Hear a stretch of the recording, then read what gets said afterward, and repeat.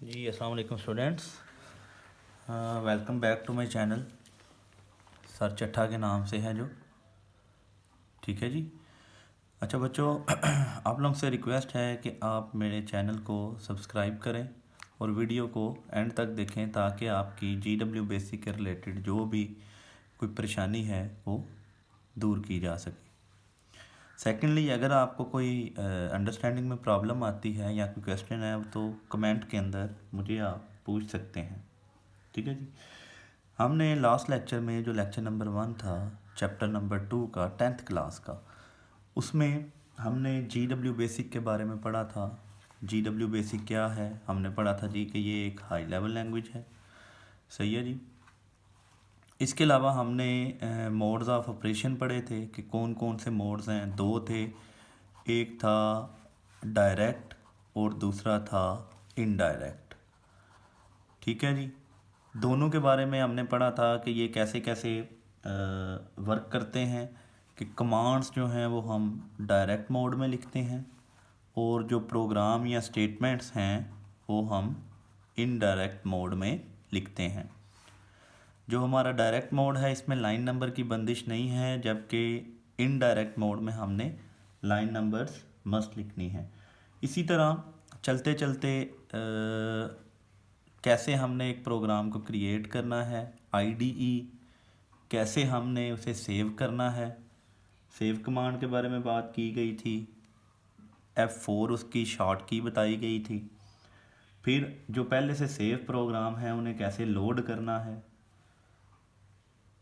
उन्हें कैसे एग्जीक्यूट करना है, रन करना है, ये सारा हम पढ़ चुके थे। अभी जो आज का हमारा टॉपिक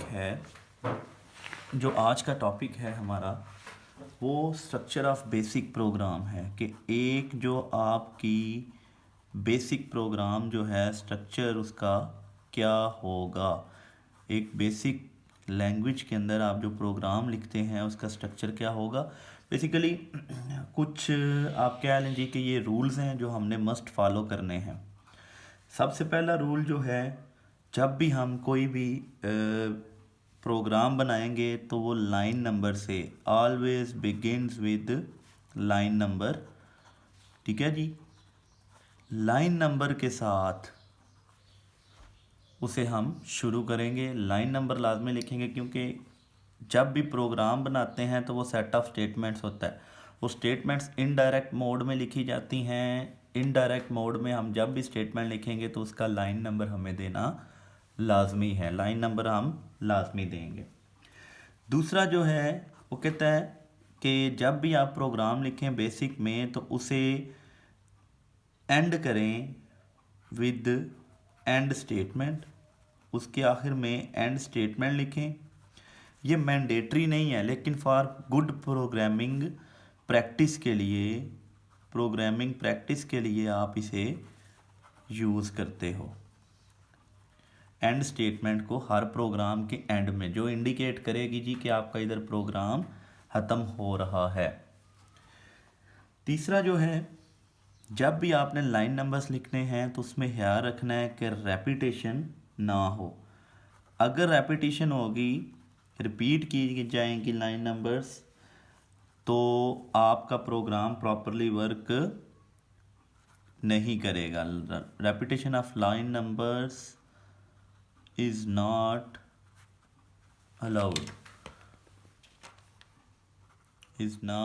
अलाउड, मतलब कि अगर आपने एक लाइन नंबर आप लिख रहे हैं जी, इंक्रीज़ कर रहे हैं 10 20 30 के साथ, 30 40, देन आपने 50 60 और फिर आपने 30 जो है वो लिख दी है, तो अब क्या होगा, जो पहले आपने 30 लिखी थी उसमें जो डाटा होगा उसे वो डिस्कार्ड कर देगा और जो नई 30 लिखी है उसका डाटा जो है वो, उसमें जो भी स्टेटमेंट आपने लिखी है उसे वो यूज़ करेगा। तो आपका ये जो रिपीट होगी लाइन नंबर, तो ये पहली वाली में जो कुछ था वो ख़त्म हो गया। इसलिए कहते हैं जी कि आपने बेसिक के अंदर लाइन नंबर को रिपीट नहीं करना। चौथा जो रूल है उसकी अगर बात करें तो एक लाइन के अंदर 2 स्टेटमेंट्स या 3 स्टेटमेंट्स लिखी जा सकती हैं। चूँकि 255 करैक्टर्स अलाउड हैं एक लाइन में, 255 करैक्टर्स की इजाज़त है। तो अगर आपकी एक स्टेटमेंट है, 2 हैं, 3 हैं, 4 हैं, लिखी जाती हैं 255 करैक्टर्स के अंदर, तो बेसिक आपको कोई बंदिश नहीं प्रोवाइड करता, वो आपको इजाज़त देता है कि आप लिख सकते हैं। सिर्फ आपने क्या करना है, कॉलन को हर स्टेटमेंट के बाद यूज़ करना है। Must be used after statement when writing two or more, when writing two or more statements in a line।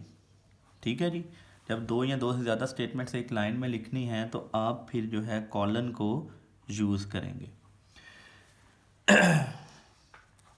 पांचवा इसके रूल की बात की जाए तो बेसिक आपकी जो है ये आपको वेरिएबल विदाउट डिक्लेरेशन इस्तेमाल करने की इजाज़त देती है।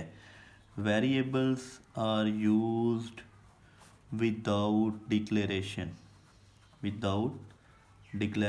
डिक्लेरेशन के बगैर आपको वेरिएबल इस्तेमाल करने की इजाज़त देती है। छठा जो रूल है, आपकी जो भी लाइन एग्जीक्यूट होनी है, every line must be executed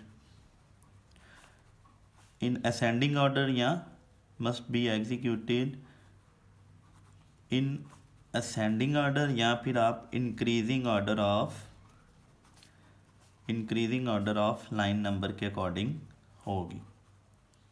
ठीक है जी, यानी कि छोटे से बड़ा।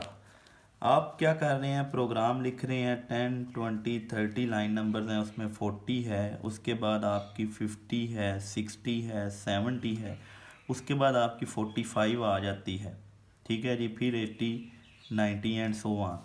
अब अगर आप देखेंगे 45 इसकी एक्चुअल प्लेस 50 से पहले और 40 से बाद होनी चाहिए, एक्चुअल प्लेस इसकी इधर होनी चाहिए।